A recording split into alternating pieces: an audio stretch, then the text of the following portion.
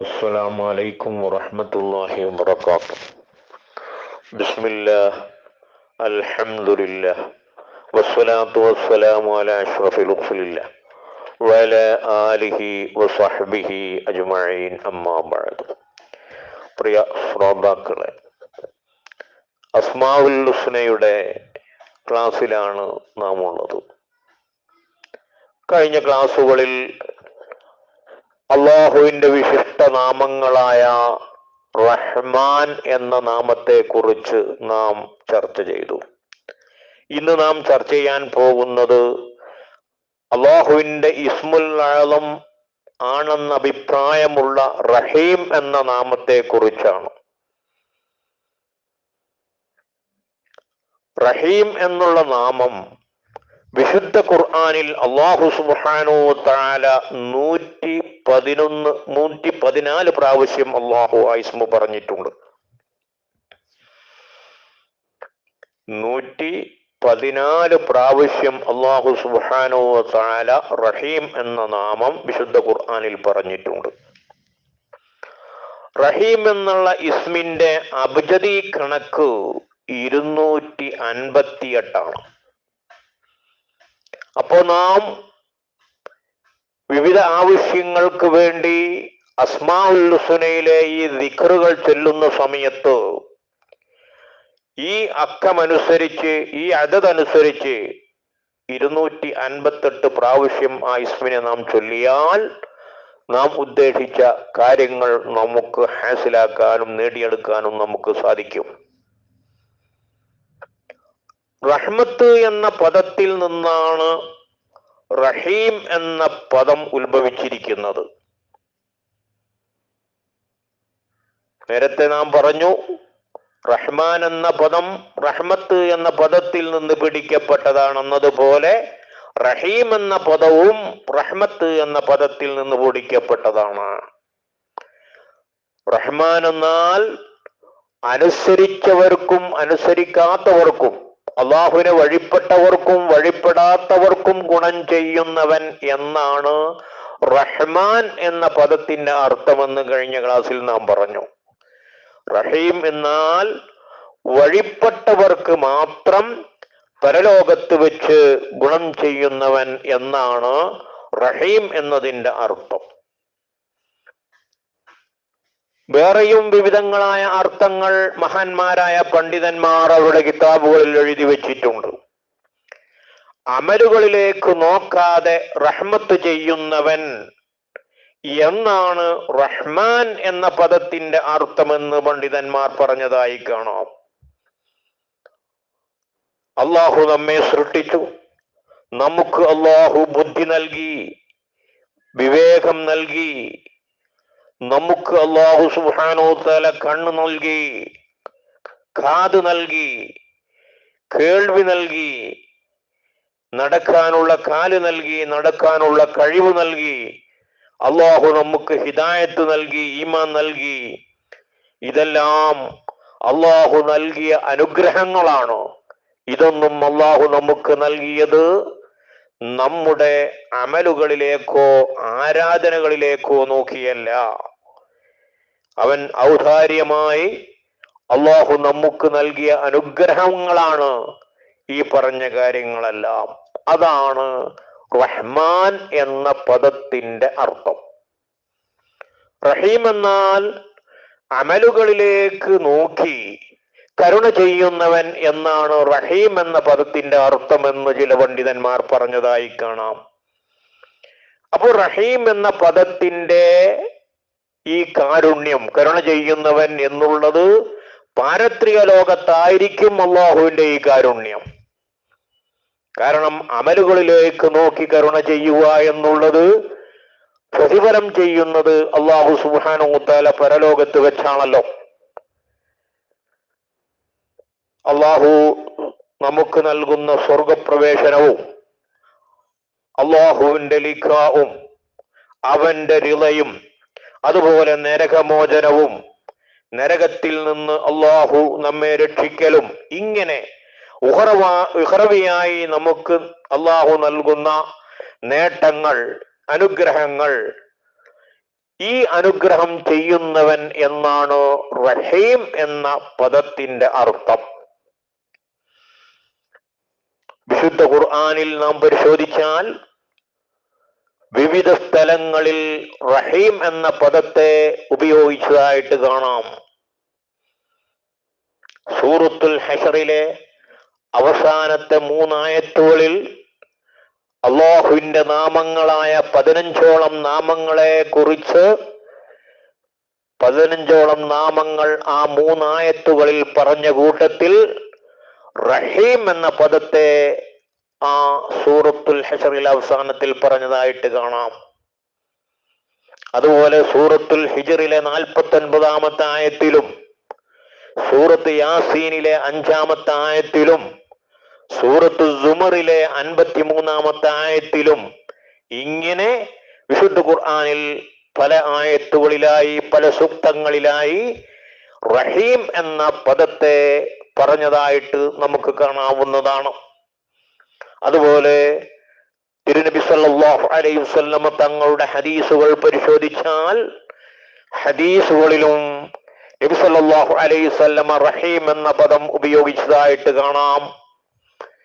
അബൂ സഈദ് അൽ ഖുദരി റളിയല്ലാഹു തആല അൻഹു റിപ്പോർട്ട് ചെയ്ത ഒരു ഹദീസ്, അൻ നബി സഈദ് അൽ ഖുദരി റളിയല്ലാഹു തആല അൻഹു ഇന്നല്ലാഹ തബാറക വ തആല റഹീമുൻ മൻ ഹമ്മ ബിഹസനത്തിൻ ഫലം യഅമൽഹാ കുതിബത് ലഹു ഹസന എന്ന ഹദീസ് നമുക്ക് കാണാൻ കഴിയും. എന്താ ഹദീസിന്റെ അർത്ഥം? ഇന്നല്ലാഹ തബാറക വ തആല, തീർച്ചയായിട്ടും അല്ലാഹു സുബ്ഹാനഹു വ തആല റഹീമൻ, അല്ലാഹു റഹീമാണ്, കാരുണ്യവാനാണ്. മൻ ഹമ്മ ബിഹസനത്തിൻ, ഒരാൾ നന്മ ചെയ്യാൻ കരുതിയാൽ ഫലം യഅമൽഹ, അത് ആ നന്മ അവന് പ്രവർത്തിക്കാൻ അവസരം ലഭിച്ചില്ല, അങ്ങനെ ആ നന്മ അവൻ ചെയ്തില്ല എങ്കിൽ കുതിബത് ലഹു ഹസനത്തുൻ, അതവനൊരു പ്രതിഫലമായിട്ട് കണക്കാക്കപ്പെടുന്നതാണ്. ഒരു നന്മ ചെയ്യാൻ കരുതിയത് അതവനക്കൊരു പ്രതിഫലമായിട്ട് അവന് കണക്കാക്കപ്പെടുമെന്ന് നബി സല്ലല്ലാഹു അലൈഹി വസല്ലമ തങ്ങൾ പറഞ്ഞതായി അബൂ സഈദ് അൽ ഖുദരി റളിയല്ലാഹു തആല അൻഹു റിപ്പോർട്ട് ചെയ്ത ഹദീസിൽ കാണാം. നമ്മുടെ വിഷയം ഇന്നല്ലാഹ തബാറക വ തആല റഹീമുൻ, കണ്ടോ? നബി സല്ലല്ലാഹു അലൈഹി വസല്ലമ തങ്ങൾ ഉപയോഗിച്ചായിട്ട് അല്ലാഹു റഹീമാണ്. അപ്പൊ റഹീം എന്ന പദം ഹദീസുകളിൽ തിരുനബി സല്ലല്ലാഹു അലൈഹി വസല്ലമ തങ്ങൾ ഉപയോഗിച്ചിട്ടുണ്ട്. ഇങ്ങനെ നിരവധി ഹദീസുകളിൽ നമുക്ക് കാണാൻ കഴിയും.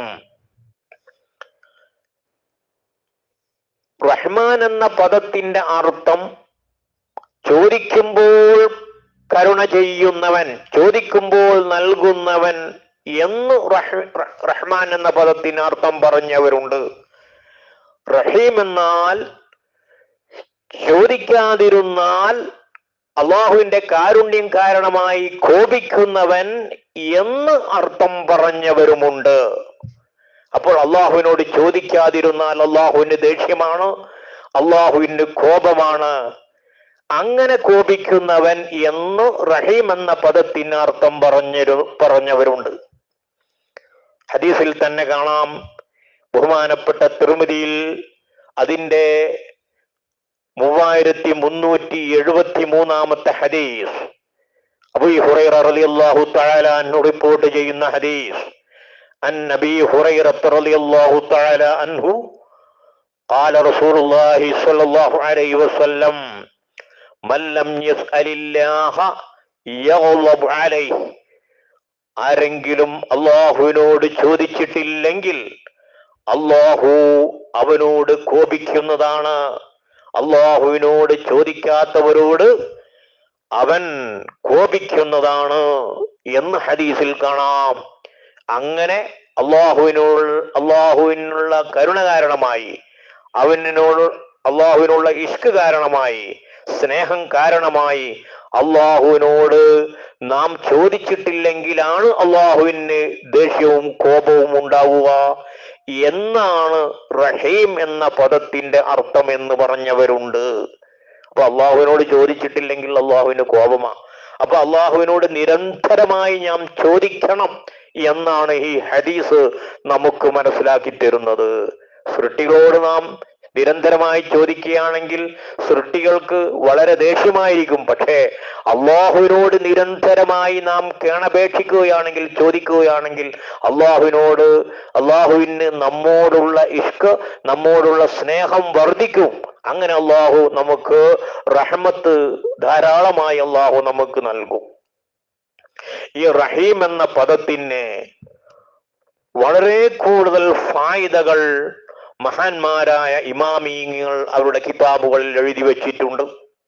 ഒരു മനുഷ്യന്റെ ഹൃദയം ലോലമാകാൻ, ഹൃദയത്തിലുള്ള ഖസ്വത്തുൽ കൽബ് പോകാൻ ഈ യാ റഹീം എന്നുള്ള യാ റഹീമു യാ അല്ലാ എന്ന അസ്മാഉൽ ഹുസ്ന ചൊല്ലേണ്ടതാണെന്ന് മഹാന്മാരായ പണ്ഡിതന്മാർ പഠിപ്പിച്ചതായിട്ട് കാണാം.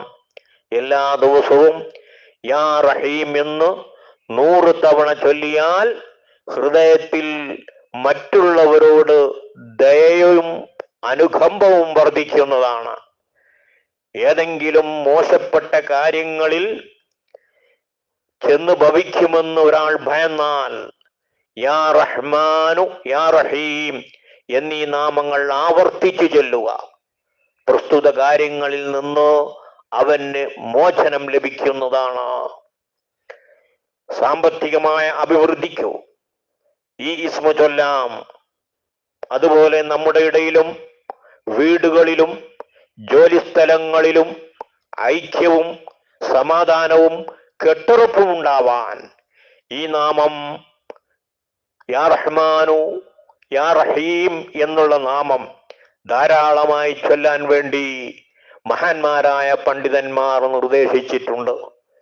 ഇമാം സുഹ്റവർദി തങ്ങൾ പറയുന്നു, യാ റഹീം എന്ന നാമം എഴുതി വെള്ളത്തിൽ കലക്കി ഏതെങ്കിലും മരത്തിന്റെ വേരിൽ ഒഴിച്ചാൽ ആ വൃക്ഷം ബറക്കത്ത് നിറഞ്ഞതാകുമെന്ന് ബഹുമാനപ്പെട്ട സൂറവർദി ഇമാം പറഞ്ഞിട്ടുണ്ട്.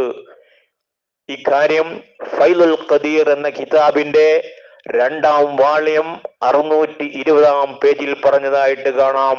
ചുരുക്കത്തിൽ റഹീം എന്നുള്ള പദത്തിന് വിവിധങ്ങളായ ഫായിദകളുണ്ട്. ആ ഫായിദകളൊക്കെ മനസ്സിലാക്കി ഈ ഇസ്മിന് ഖിദ്മത്ത് ചെയ്യാൻ യാ റഹീമു യാ അല്ലാ എന്ന അള്ളാഹുവിന്റെ പരിശുദ്ധമായ അസ്മാഉൽ ഹുസ്ന ചൊല്ലാൻ, ഇസ്മുൽ അഅ്ലം എന്ന് പോലും അഭിപ്രായമുള്ള യാ റഹീം എന്നുള്ള ദിക്ർ ചൊല്ലാൻ അല്ലാഹു സുബ്ഹാനഹു വ തആല നമുക്ക് തൗഫീക്ക് നൽകുമാറാവട്ടെ. നമ്മുടെ രോഗങ്ങളൊക്കെ അല്ലാഹു സുബ്ഹാനഹു വ തആല ശിഫയാക്കി തരുമാറാവട്ടെ. നാം ഈ പറഞ്ഞ വിജ്ഞാനത്തിന്റെ പ്രതിഫലം നമ്മിൽ നിന്ന് മരണപ്പെട്ടു പോയ നമ്മുടെ മാതാപിതാക്കൾ, ബന്ധുമിത്രാദികളുടെ കാര്യങ്ങൾ എല്ലാവരിലേക്കും അല്ലാഹു ഇതിന്റെ പ്രതിഫലം എത്തിച്ചു കൊടുക്കുമാറാവട്ടെ. വആഖിറു ദഅ്വാനാ അൽഹംദുലില്ലാഹി റബ്ബിൽ ആലമീൻ. അസ്സലാമു അലൈക്കും വറഹ്മത്തുള്ളാഹി വബറകാതുഹു.